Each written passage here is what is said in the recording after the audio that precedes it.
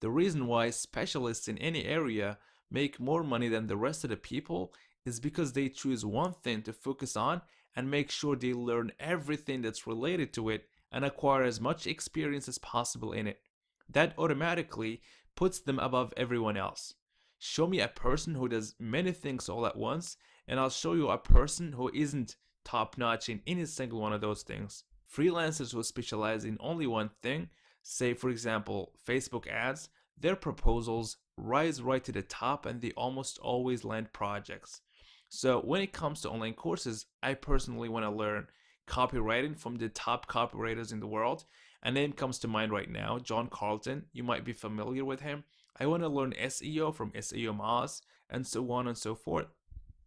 These people are the go-to people in their own industries because they are masters of their domains. So we can really learn a lot from these people. When I first started as a freelancer, I made a quick realization. I noticed that when I applied to different projects that the guy who was the specialist would get the job every time.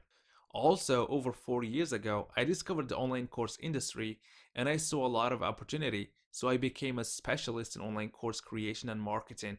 And you know what? That helped me a lot, especially in my freelance business.